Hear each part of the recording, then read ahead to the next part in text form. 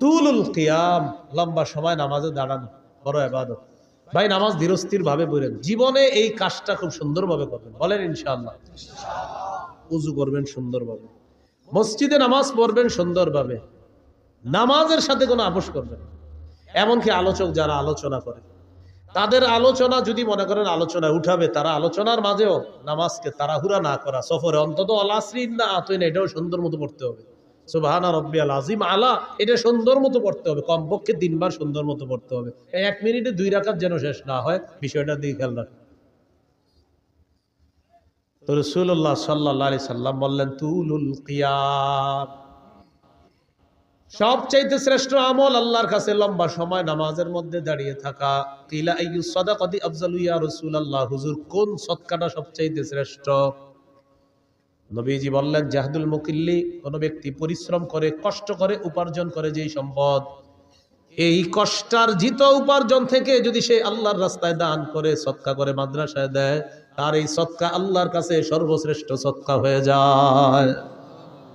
রিকশা চালাইছেন, কিছু টাকা কামাইছেন, 5 টাকা সদকা করছেন, মাস শেষে বেতন পাইছেন, কষ্টার্জিত এই বেতন পাওয়ার পর ইখলাসের সাথে 5টা টাকাই কোন অসহায়কে দিবেন, এই আমলটা আল্লাহর কাছে শ্রেষ্ঠ সদকা হয়ে যায়। তাইলা আইয়ুল হিজরাতি আফজালু ইয়া রাসূলুল্লাহ, হুজুর কোন হিজরত আল্লাহর কাছে সবচাইতে শ্রেষ্ঠ আপনার কাছে জানতে চাই। নবীজি বললেন মান হাজারা মা হারামাল্লাহু আলাইহি, আল্লাহ যা হারাম করেছেন এই হারাম থেকে বেঁচে থাকা হলো আল্লাহর কাছে সর্বশ্রেষ্ঠ হিজরত। কিলা আইয়ুল জিহাদি আফজালু ইয়া রাসূলুল্লাহ, হুজুর কোন জিহাদ আল্লাহর কাছে সবচেয়ে শ্রেষ্ঠ? নবীজি বললেন মান জাহাদাল মুশরিকিনা বিমালিহি ওয়া নাফসিহি, যে ব্যক্তি মুশরিকদের বিরুদ্ধে তার জানমাল নিয়ে লড়াই করে, এই জিহাদ আল্লাহর কাছে সর্বশ্রেষ্ঠ জিহাদ হয়ে যায়। এবার আল্লাহ নবীকে প্রশ্ন করলেন ফাইয়ুল কতলি আশরাফু ইয়া রাসূলুল্লাহ, জিহাদের ময়দানে যারা শহীদ হয়ে যায় কোন শহীদটা সবচেয়ে শ্রেষ্ঠ? নবীজি বললেন মান উহরিকা দামুহু ওয়া উতিরা জাওয়াদুহু, যে ব্যক্তি বাহন নিয়ে জিহাদের ময়দানে আসে, তাকে যদি শহীদ করা হয়, তার বাহনটাও যদি শহীদ করে দেওয়া হয়, এই শহীদ হলো আল্লাহর কাছে সর্বশ্রেষ্ঠ শহীদ। এটা হলো সবচেয়ে মর্যাদাপূর্ণ হত্যা, তাকেও হত্যা করা হয়েছে আর তার বাহনটাকেও হত্যা করা হয়েছে, এটা আল্লাহর কাছে সর্বশ্রেষ্ঠ শহীদ হিসাবে পরিগণিত হয়। এই হলো আপনার জিহাদের ময়দানে জিহাদের ফজিলত। তিরমিজির বর্ণনা 1655 নম্বর হাদিস, 1655 নম্বর হাদিস। عن أبي هريرة رضي الله تعالى عنه قال قال رسول الله صلى الله عليه وسلم, নবীজি বলেন সালাসুন হাক্কুন আলাল্লাহি আউনুহুম, 3 ব্যক্তিকে সাহায্য করা আল্লাহ নিজের উপর ওয়াজিব করে নেয়। বলেন তো কয়জনকে সাহায্য করা আল্লাহ নিজের উপর ওয়াজিব করে নেয়? 1 নাম্বার আল মুজাহিদু ফি সাবিলিল্লাহ, যে ব্যক্তি আল্লাহর রাস্তায় জিহাদের মধ্যে আছে তাকে সাহায্য করা আল্লাহ নিজের উপর ওয়াজিব করে নেয়। 2 নম্বর আল মুকাতাবুল্লাযী ইউরিদুল আদা, চুক্তিকৃত গোলাম, মালিকের সাথে চুক্তি হয়েছে এই পরিমাণ টাকা দিলে মালিক তাকে আজাদ করে দিবে, আল্লাহ তাআলা এই গোলামকে সাহায্য করা নিজের উপর ওয়াজিব করে নেয়। 3 নম্বর নাকিহুল্লাযী ইউরিদুল আফাফা, কোন ব্যক্তি যদি বিয়ের মাধ্যমে পবিত্র হতে চায়, আল্লাহ তাআলা তাকে সাহায্য করা নিজের উপর ওয়াজিব করে নেয়। বিয়ের মাধ্যমে কি হতে চায়? পবিত্র। আপনার নিয়ত হলো আপনি বিয়ে করবেন, এই ওয়াজের পরে অনেকে গিয়ে বলবে হুজুর আমি তো নিয়ত করছি বিয়ের মাধ্যমে পবিত্র হবো, কই টাকা পয়সা তো আসতেছে না। আপনার নিয়ত পুরোটা আমারে বলেন নাই, আপনার নিয়ত অনেকগুলো আছে। 1 নাম্বার নিয়ত, যে মায়াটারে দেখবেন আপনি বিয়ের জন্য, এই মেয়েটারে আপনার বাপেরও দেখাবেন বিয়ের আগে, এটা আপনার নিয়তে আছে। বলেন বালেগা হুবো বধূকে বলেন, আবার বালেগা হুবো স্ত্রীকে শ্বশুরের জন্য দেখা সম্পূর্ণ হারাম। তো আপনার নিয়ত এটা আছে যে আমার আব্বা দেখবে, যাই হোক আব্বা দেখছে, যাই হোক সবাই দেখার পরে সর্বশেষটা কি? আমেরিকা দুলাভাই থাকে, দুলাভাই যতক্ষণ পর্যন্ত হা না বলবে বিয়ের ব্যাপারে, হা হবে না। তো সর্বশেষ কন্যা পক্ষের জানানো হবে আমার দুলাভাই আমেরিকা আছে, উনি হ্যাঁ বললে হ্যাঁ, কারণ বিয়েটা তো দুলাভাই করবে। এই জন্য দুলাভাই ছবিটা দেখবে, দেখার পর দুলাভাই যদি বলে হ্যাঁ, নির্লজ্জ আর বেহায়ার মতো নিজের বউয়ের ছবিটা বন্ধুদেরকে আর দুলাভাইয়ের কাছে পাঠায়, এত বেহায়া আর বেশরম। তো দুলাভাই ছবি দেখে, দেখার পর দুলাভাই বলবে নাক কেমন, কান কেমন, চোখ কেমন, তারপর তিনি বলবে হ্যাঁ অথবা না, কারণ বিয়েটা তার দুলাভাইয়ের সাথেও হবে, তার সাথেও হবে। নির্লজ্জ কোথাকার, বেহায়া কোথাকার, হারাম কাজ করে আবার বলে উনি বললেই হবে। এইভাবে বলার পরেও অনেকের লজ্জা হবে না, দেখবেন অনেকে এখনো দেখেন পাঠাই দিয়েছে মোবাইলে। 3 নাম্বার, যে বিয়ের মাধ্যমে নিজের পবিত্র করতে চায় এই ব্যক্তিকে সাহায্য করা আল্লাহ নিজের উপর ওয়াজিব করে দেয়। তাহলে এর মধ্যে একজন হলো মুজাহিদ। তিরমিজির বর্ণনা 1656 নম্বর হাদিস, 1656 এই হাদিসের মধ্যে আছে عن أبي هريرة رضي الله تعالى عنه قال قال رسول الله صلى الله عليه وسلم নবীজি বলেন লা ইউকলাবু আহাদুন ফি সাবিলিল্লাহ ওয়াল্লাহু আ'লামু বিমা ইউকলাবু ফি সাবিলিহি ইল্লা জাআ ইয়াউমাল কিয়ামাতি ওয়াল লাউনু লাউনুদ দাম ওয়ার রিহু রিহুল মিস। কোন ব্যক্তি যদি জিহাদের ময়দানে যায়, আঘাতপ্রাপ্ত হয়, আঘাতপ্রাপ্ত হওয়ার পর কিয়ামতের ময়দানে এই লোকটা এমন অবস্থায় উঠবে, তার যে আঘাতের জায়গায় আঘাতের কারণে তার রং হবে রক্তের রং, আর সেখান থেকে মেশক আম্বরের ঘ্রাণ বের হবে।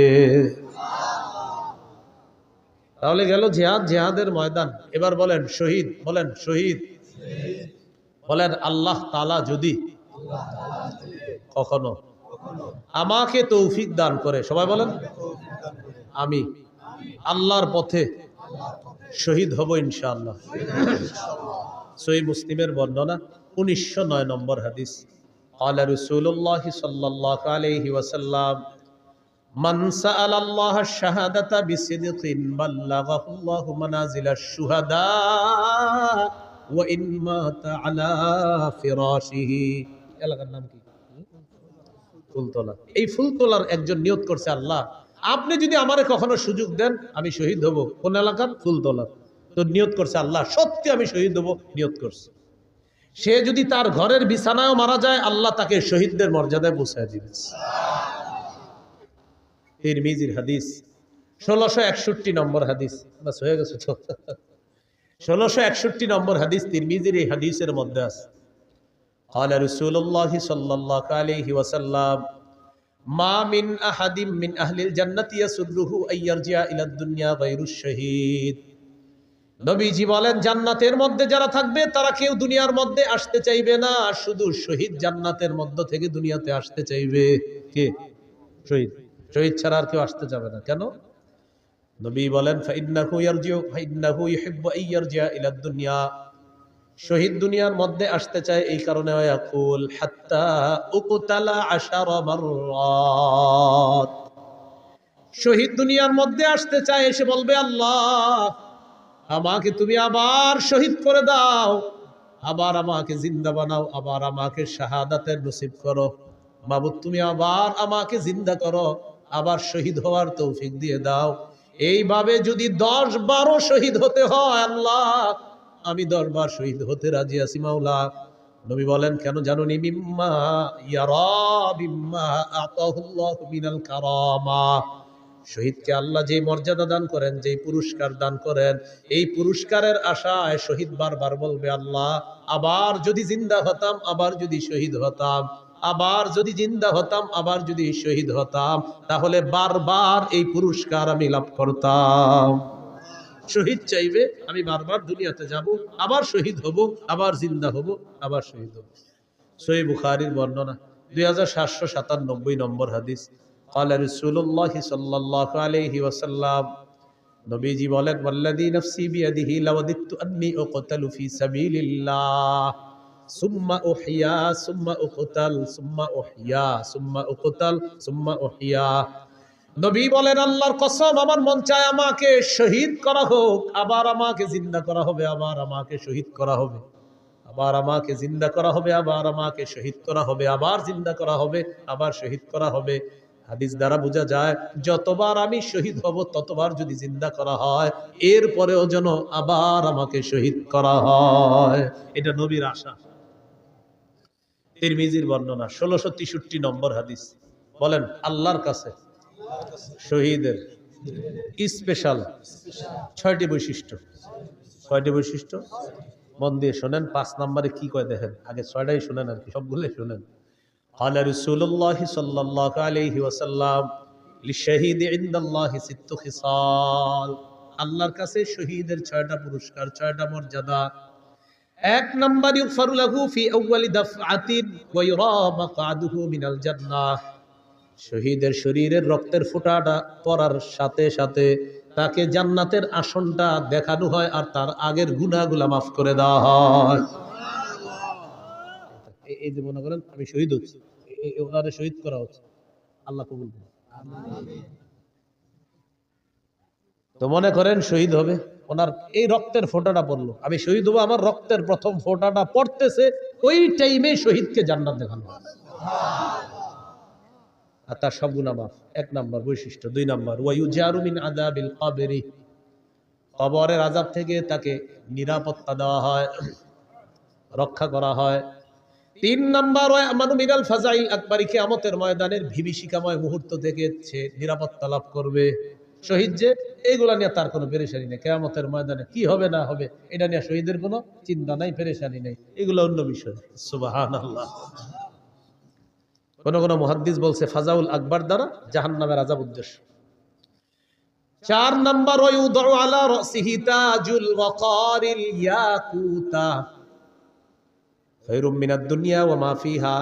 মরমর পাথর দ্বারা খচিত একটা মুকুট শহীদের মাথায় পরিয়ে দেওয়া হবে, যে পাথরটা দুনিয়ার মাঝে যা কিছু আছে সব কিছুর চাইতে আরো উত্তম। কয় নাম্বার হলো? 4। 5 নাম্বার কি কয় ওয়ায়ুজাওয়াজু 72 যাওজাতাম মিনাল হুরিল ঈন। 5 নাম্বার 72 জন হুরের সাথে তার বিয়ে দেওয়া হবে। সুবহানাল্লাহ। 6 নাম্বার ওয়াইশাফাউ ফি 70 মিন আকারিবিহি। তার নিকটাত্মীয়র মধ্যে কমপক্ষে 70 জনের ব্যাপারে তার সুপারিশ কবুল করা হবে। সুবহানাল্লাহ। এই 6টা বৈশিষ্ট্য শহীদের। আল্লাহ আমাদেরকে জজবাত দান করেন, আমিন। শহীদি তামান্না দান করেন, আমিন। সূরা আলী ইমরান 169 নম্বর আয়াত। এই আয়াতের একটা ব্যাখ্যা হাদিস হলো আবু দাউদের হাদিস 2520 নম্বর হাদিস, 2520 হাদিসটি মন দিয়ে শুনেন। ওলামা হযরত ছাড়া অন্যরা জবাব দেন, ওলামায়ে কেরাম ছাড়া অন্যরা। উহুদের যুদ্ধে কয়জন মুসলমান শহীদ হয়েছে? হ্যাঁ মাশাআল্লাহ, কয়জন? 70 জন। আব্দুল্লাহ ইবনে আব্বাস রাদিয়াল্লাহু তাআলা আনহুমার বর্ণনা দেখেন কি বলে। লাম্মা উসিবা ইখওয়ানুকুম বিউহুদিন। নবী বলেন উহুদের যুদ্ধে যখন তোমাদের ভাইয়েরা শহীদ হলো, জাআলাল্লাহু আরওয়াহাহুম ফি জাওফি তায়রি খুদরিন। আল্লাহ তাআলা তাদের আত্মাগুলা সবুজ পাখির পেটে ঢুকায় দিস। সবুজ পাখির পেটে দিয়ে দিস। তারিদু আনহারাল জান্নাতি ওয়া তাকুলু মিন সিমারিহা ওয়া তাবি ইলা কানাদিলা মিন যাহাবিন মুআল্লাকাতিন ফি জিল্লিল আরশ। সবুজ পাখির পেটের মধ্যে ঢুকিয়ে দেওয়ার পর এই পাখির নদীর ঝর্ণা, ওই নদী নালা আর ঝর্ণার উপরে উড়ে উড়ে বেড়ায় আর জান্নাতের ফল খায়, জান্নাতের ফলমূল খায়। ওয়া তাবি ইলা কানাদিলা মিন যাহাবিন মুআল্লাকাতিন ফি জিল্লিল আরশ। আরশের নিচে স্বর্ণ দ্বারা তৈরি করা ফানুস আছে, ওই ফানুসের মধ্যে গিয়ে পাখিগুলা বসে। তো পাখির ভিতরে কার আত্মা? শহীদের। তো পাখিগুলা বৈশা কি বলে দেখেন, ফালাম্মা ওয়াজাদু তিবা মাকালিহিম ওয়া মাশরাবিহিম ওয়া মাকিলিহিম। তারা তাদের মনোভূত বাসস্থান পাইল, মনোভূত খাবার পাইল, মনোভূত পানি পাইল।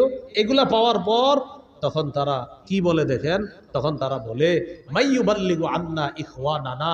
আচ্ছা আমরা যে এত নিয়ামতের মধ্যে আছি, দুনিয়া আমাদের ভাইদেরকে কে জানায়া দিবে কথাটা, আল্লাহ আমগরে কত নিয়ামত দিস। শহীদরা বলতেছে। এতটুকু বুঝে আসছেন? হাদিসের ব্যাখ্যা হলো কেন শহীদরা এটা বলে, লিআল্লা ইয়াজহাদু ফিল জিহাদ ওয়ালা ইয়ানকুলু ইনদাল হারব। যেন আমাদের দুনিয়ার ওই ভাইয়েরা জিহাদের প্রতি অনাগ্রহ না দেখায় আর অলসতা না করে। তাই শহীদরা বসে বসে বলতেছে আমাদের এত নিয়ামতের কথা তাদেরকে কে জানাবে। আল্লাহ জবাব দিয়ে দিলেন আমি জানাবো। উবাল্লিগুহুম আনকুম, তোমাদের বিষয়টা আমি জানিয়ে দিচ্ছি। তখন আল্লাহ সূরা আলী ইমরানের 169 নম্বর আয়াত নাজিল করছে। 4 পারা হাফিজি কোরআন মাজিদ অনুযায়ী 11 নম্বর পৃষ্ঠা, দেখবেন মাঝের একদম একটু পরে আছে আয়াতটা। আল্লাহ বলেন, ওয়ালা তাহসাবান্নাল্লাযীনা কুতিলু ফী সাবিলিল্লাহি আমওয়াতা, যারা আল্লাহর রাস্তায় শহীদ হয় তাদেরকে তোমরা মৃত বলো না, বালহুম আহইয়া, বাল আহইয়াউন, তারা জীবিত, ইনদা রাব্বিহিম ইউরযাকুন, রবের কাছে তাদেরকে রিজিকের ব্যবস্থা করা হয়, তাদেরকে খাবারের ব্যবস্থা করা হয়। তাহলে শহীদ হওয়ার নিয়ত আসেনি সবার ইনশাআল্লাহ। ক্রেতাকে, বিক্রেতা, দ্রব্য জানমাল, দ্রব্য জান্নাত, মূল্য জান্নাত, বাজার জিহাদের ময়দান। আবার ক্রেতা, বিক্রেতা, দ্রব্য জান্নাত, মূল্য জান্নাত, আর বাজার জিহাদের ময়দান। তাহলে জিহাদের ময়দান আর হলো শহীদের তামান্না, এগুলো আমরা মনে রাখবো ইনশাআল্লাহ।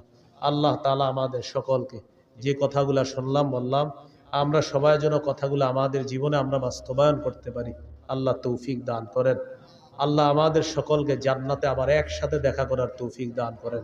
সুবহানাল্লাহি ওয়া বিহামদিহি, সুবহানাকাল্লাহুম্মা ওয়া বিহামদিক, আশহাদু আল্লা ইলাহা ইল্লা আনতা, আস্তাগফিরুকা ওয়া আতুবু ইলাইক।